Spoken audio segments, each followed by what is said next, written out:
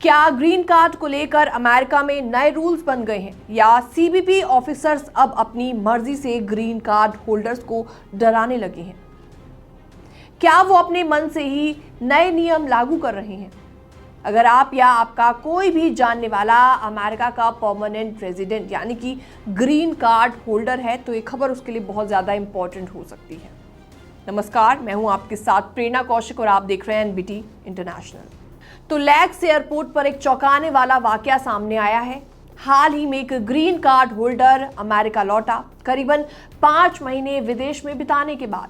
लेकिन जैसे ही वो लैक्स एयरपोर्ट पर लैंड हुए, सीबीपी यानी कि कस्टम एंड बॉर्डर प्रोटेक्शन के एक ऑफिसर ने उन्हें रोक लिया और कहा कि you have broken the new rule 4 month rule. वो बोले कि अब ग्रीन कार्ड होल्डर 4 महीने से ज्यादा बाहर नहीं रह सकते, वरना उसकी परमानेंट रेजिडेंसी खतरे में पड़ सकती है। लेकिन जब व्यक्ति ने रूल दिखाने को कहा तो ना कोई ऑफिशियल डॉक्यूमेंट दिया गया और ना ही कोई भी कानूनी टेक्स्ट उसको दिखाया गया। तो ऐसे में घबराया हुआ ग्रीन कार्ड होल्डर फिर यूएससीआईएस, इमिग्रेशन लॉयर और कई प्रोफेशनल्स के पास गया।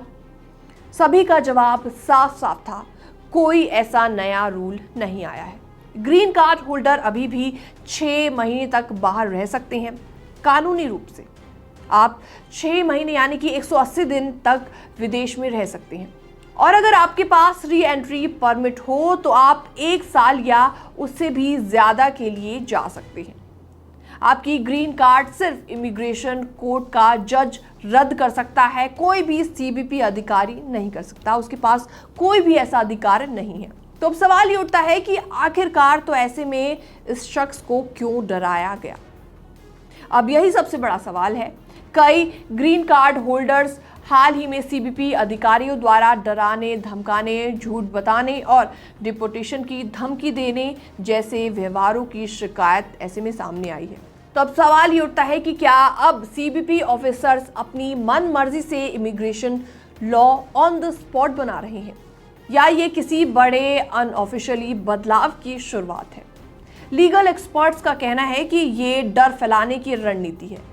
इमिग्रेशन लॉ एक्सपर्ट्स का कहना है कि ग्रीन कार्ड होल्डर के अधिकार नहीं बदले हैं। सीबीपी अधिकारी ग्रीन कार्ड खुद से कैंसिल नहीं कर सकते हैं और अगर आपको धमकी दी जाए तो आप उस इंटरैक्शन की रिपोर्ट दर्ज करा सकते हैं। और सबसे ज़रूरी, आपको अपने राइट्स जानने की ज़रूरत है। क्या करें अगर आप ऐसी सिचुएशन में पड़ जाएं? तो ऐसे में पेशेंस बनाए रखें, बहस आर्गुमेंट बिल्कुल भी ना करें, लेकिन पोलाइटली जानकारी सारी मांगें और अपने ट्रैवल डॉक्यूमेंट्स हमेशा साथ रखें, जैसे कि return ticket, proof of ties to US. अपने इंटरव्यू या इंटरैक्शन को डॉक्यूमेंट करें। ज़रूरत पड़ने पर AILA यानी कि अमेरिकन इमिग्रेशन लॉयर्स एसोसिएशन या वकीलों से कांटेक्ट करें।